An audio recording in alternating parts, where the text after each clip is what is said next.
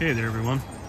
First off, forgive the loud noises today. There's a ton of traffic and we're getting some 15-mile-an-hour winds with some bigger gusts. So it's greenhouse is pulling around a bit.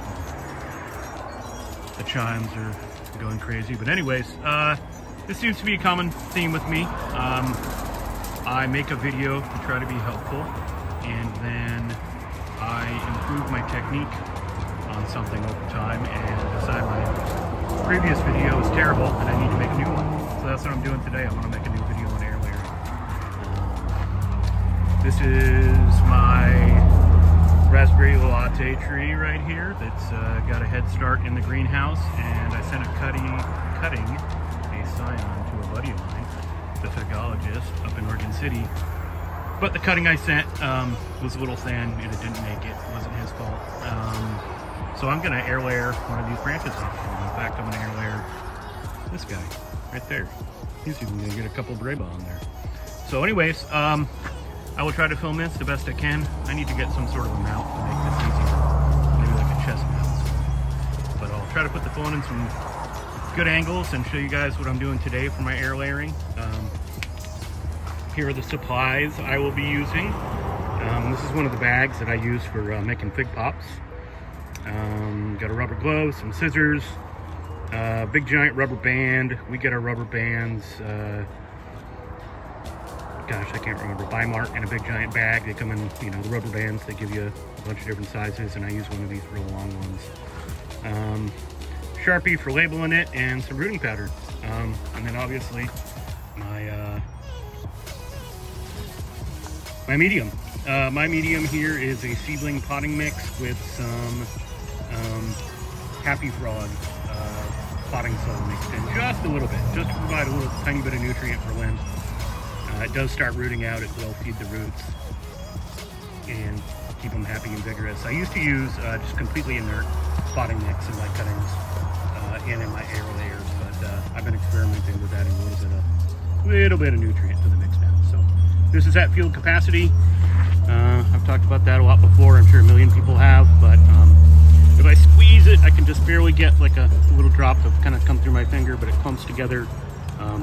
That means it's not too wet, it's not too dry, and yeah. Let's get to it, guys. Let's make an air layer. All right. See you soon. All right, guys. I've got my phone braced up in the tree here. Hopefully it's not swaying back and forth. So first thing I do is I get my medium into my bag here. I'm going to be using a bag today. I do have these pods that you can buy. They sell them everywhere, Amazon, Temu, you know, gardening stores. I will say that yes, they're convenient, but I feel like they lose a little bit of moisture.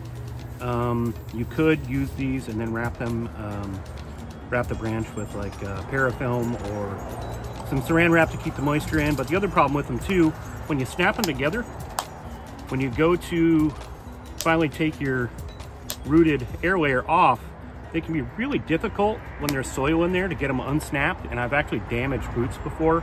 I found this bag method for me. It's cheaper than buying these pods, and it's just easy. I feel like it keeps a lot more moisture in. So anyways, that's why I use the bags. I'm gonna grab myself a knife.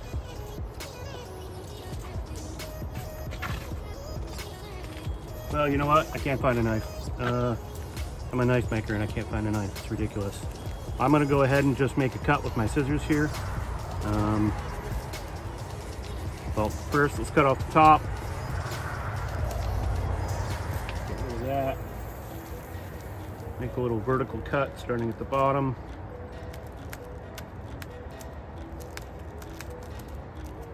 Just like so. So that's what I'm going to wrap around the branch there. And yeah, next is on to girdling the branch or scraping. All right, here we are, guys. We're at the branch that I'm going to be air layering off, and I like this branch on this tree, so I'm not going to air layer the entire thing off. Sorry, Bobby, you don't get the whole thing, but you'll get the brunt of it. I'm going to girdle this branch right about here, right below this node.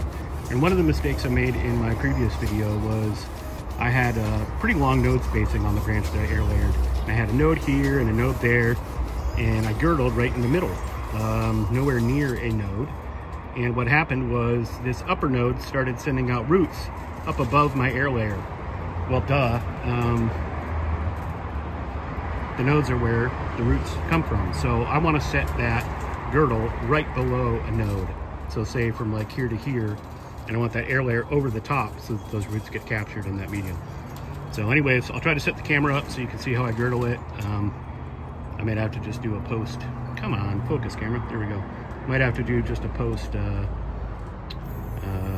girdling shot. Now you can, some people, and I actually have done this plenty of times, sometimes I actually just scrape right here on the node instead of girdling it. But I found it takes a little bit longer for roots when you just scrape the exterior bark off.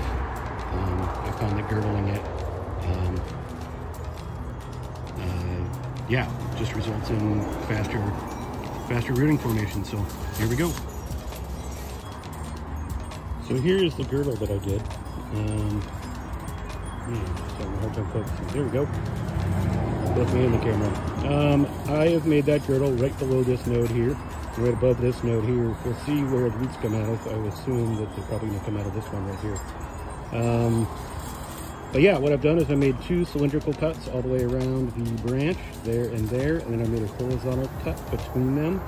And I will see if we can get the camera to focus. I will try to peel this off while holding the camera. Aha, there we go. So,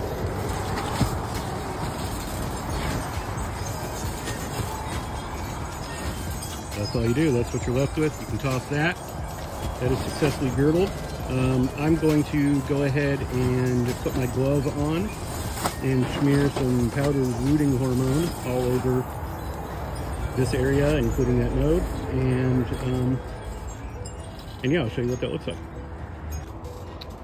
So here's that girdled section, and I have thoroughly covered that section in rooting hormone. The rooting hormone that I use, pretty much everyone uses. It comes in a powder form. The stuff I'm using is Root Boost today. It's just butyric acid. Whether you buy Clonex or you buy any of the other rooting hormones, it's all the same stuff. Whether it comes in a powder, a gel, it's just it's kind of forcing the plant to push out roots quickly. So anyway, so I've got that on there. And then the other thing that I always do as well is I put a little bit of rooting hormone in the today it's a bag. I used to use the with little capsules, but yeah, I put a little extra here too where the branch is going to sit.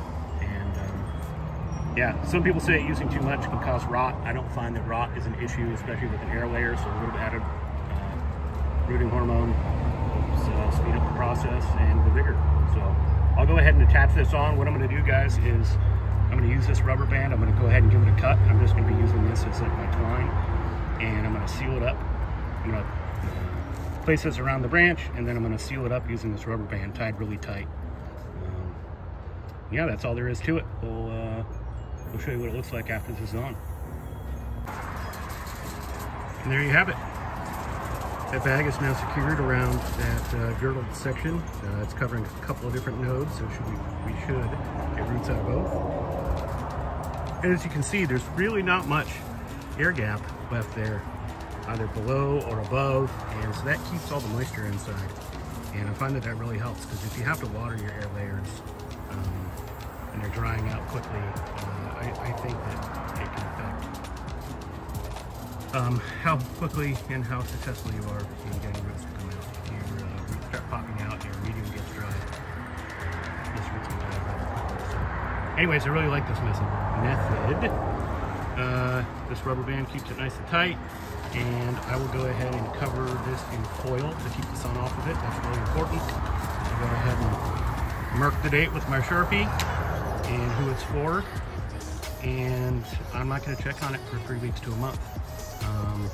I find that that's about the typical amount of time for roots to really start popping out when your tree is actively in foliar growth season. Now, you can't do this on a dormant tree. any roots. So this is only done during season. Right now we're early April, so this should actually be fairly quick. The greenhouse is, gosh, probably averaging 80 to 90 degrees during the day right now, so probably start seeing roots in a couple of weeks, but I'm not going to check probably 3 to a month. By that time, we'll probably be ready to cut off. In fact, you know what? I just realized this. Here is an air layer that I'm doing for another fine gentleman named Antonio up there in the Portland area. And let's take a look. Yeah. So this is on my Partridge Eye 503 underwater. So this one's just about ready to cut off in that pot. I think Antonio's coming down later this month. We'll get him a nice new tree via the bag air layer. So anyways, guys, I hope that helped. I know I talk too much. I know I say stupid stuff, but yeah, just trying to help. All right, everybody, y'all take care, and all right, be well.